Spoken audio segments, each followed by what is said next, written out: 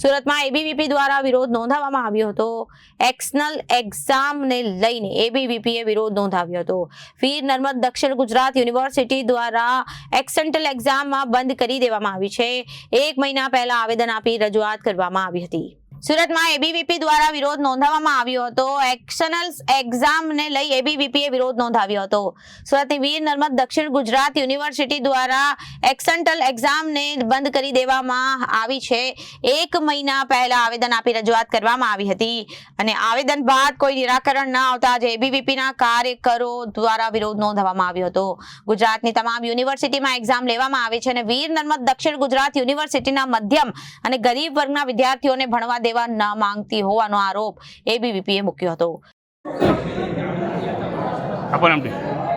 નમસ્તે, રવિ માંગરોયા, અખિલ ભારતીય વિદ્યાર્થી પરિષદ સુરત મહાનગર કાર્યકારી સદસ્ય।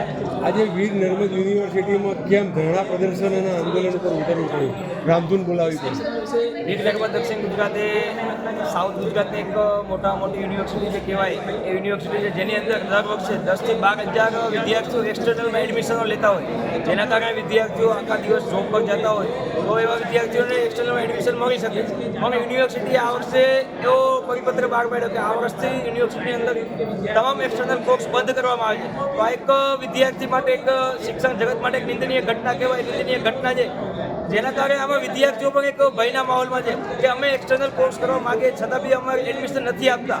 તો આના કારણે વિદ્યાર્થીઓને પરાણે પછી રેગ્યુલર એડમિશન લેવા પડે, તો આ રેગ્યુલર એડમિશનમાં વિદ્યાર્થીઓને ફી બી વધારે ભરવી પડે, તો વિદ્યાર્થીઓમાં એક ભયનો માહોલ છે।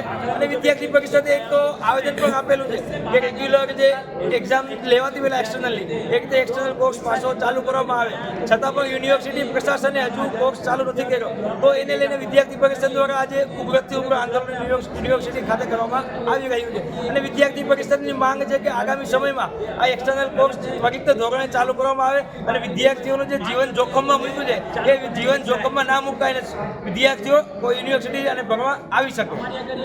આ કોર્સ બંધ કર્યો, એક્સટર્નલ પરીક્ષા બંધ કરવી તો શું કારણ આપ્યું યુનિવર્સિટી દ્વારા એવું જણાવવામાં આવે છે કે એક્સટર્નલમાં એડમિશનો વિદ્યાર્થીઓ એડમિશન નથી લેતા, પણ જ્યારે યુનિવર્સિટીના જે આંકડાઓ જોઈએ તો યુનિવર્સિટીના આંકડા જોતા ત્વરિત દેખાય છે કે 10 થી 12,000 વિદ્યાર્થીઓ એવા છે જે બીકોમ, બીએ, આર્ટ્સ ફેકલ્ટીઓમાં એડમિશનો લેતા હોય, તો આ એક યુનિવર્સિટી દ્વારા આપવામાં આવેલું સ્ટેટમેન્ટ એક તદ્દન ખોટું સ્ટેટમેન્ટ છે અને આ એક ગોગો ફેરવાની યુનિવર્સિટી દ્વારા માત્ર વાતો કરવામાં આવે છે।